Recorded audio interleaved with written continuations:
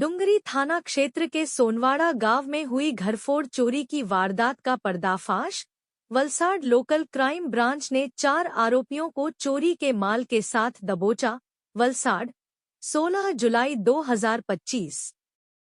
डुंगरी थाना सीमा अंतर्गत सोनवाड़ा गांव में दिनांक 7 जुलाई 2025 की रात एक मकान में हुई सेंधमारी की गुत्थी को सुलझाते हुए वलसाड जिला लोकल क्राइम ब्रांच ने 4 आरोपियों को गिरफ्तार कर चोरी के माल के साथ धर दबोचा है। घटना के अनुसार अज्ञात चोरों ने रात के समय सोनवाड़ा गांव के पहाड़ फलिया स्थित मकान की पहली मंजिल की स्लाइडिंग खिड़की किसी औजार की मदद से खोलकर घर में प्रवेश किया और बेडरूम में अलमारी का लॉक तोड़कर उसमें रखे सोने चांदी के आभूषण, नकदी तथा कीमती घड़ियां चुरा ली थी। इस घटना को लेकर डुंगरी थाना में आईपीसी की धारा 305 ए 331 3 331 4 के तहत मामला दर्ज किया गया था। श्री उत्सव बारोट के निर्देशन में एलसीबी वलसाड की टीम ने तकनीकी विश्लेषण एवं सीसीटीवी फुटेज के आधार पर जांच को आगे बढ़ाया। जांच के दौरान पुलिस को प्राप्त सूचना के आधार पर 4 आरोपियों को गिरफ्तार किया गया। डुंगरी पोलीस विस्तार में 7 जुलाई रोज सोनवाड़ा विस्तारनी अंदर एक રહેણાંક ઘરમાંથી આશરે 5 લાખ રૂપિયા જેટલી ઘરફોડ થવા પામેલ હતી, જેની અંદર સોના ચાંદીના દાગીના અને રોકડ રકમનો સમાવેશ થાય છે।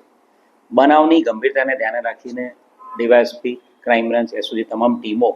આ જે ઘરફોડ ચોરીનો ગુનો છે ડિટેક્ટ કરવામાં કામે લાગી હતી। ક્રાઇમ બ્રાન્ચની ટીમે જે વિસ્તાર જે બનાવવાળી જગ્યા છે ત્યાંના આસપાસના વિસ્તારના સીસીટીવી ફૂટેજ અને ટેકનિકલ એનાલિસિસ હાથે ધર્યું હતું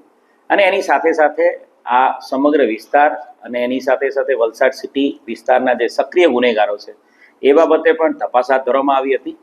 અને ક્રાઇમ બ્રાન્ચના જે કોન્સ્ટેબલ અલ્લા રખ્ખુ અમીરભાઈ વાની એને જે એક ચોક્કસ હકીકત ઇન્ફોર્મેશન મળી હતી કે આ ગુનો કરવામાં વલસાડ સિટી પોલીસ સ્ટેશન વિસ્તારનો એક સક્રિય ગુનેગાર જેનું નામ સોએબ ઉર્ફે બટાકી એનો મુખ્ય રોલ છે અને એના આધારે ક્રાઇમ બ્રાન્ચની ટીમે આની પર વર્કઆઉટ કર્યું હતું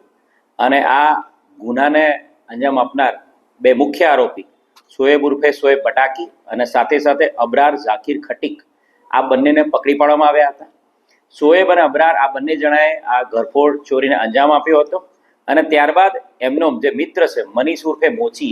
એને ઘરફોડ ચોરીમાં જે મળેલા દાગીના છે એને વેચવા માટે આપ્યા હતા અને આ દાગીનાઓ એમણે એએસ સોની નામની દુકાન ધરાવતા સફીકુલ નઝરુલ આસિરુદ્દીન ઇસ્લામ આ વ્યક્તિને આપેલા હતા। ટોટલ જે 4 આરોપી છે ઘરફોડ ચોરીને અંજામ આપનાર સોએબ ઉર્ફે બટાકી, અબરાર, વેચવા માટે આ જે દાગીના લઈ જનાર મનીષ ઉર્ફે મોચી સુરેશ પટેલ અને ચોથો આરોપી જે દાગીના ખરીદ્યા છે જેણે જે ચોરીનો માલ લીધો છે એ સફીકુલ નઝરુલ આસિરુદ્દીન ઇસ્લામ।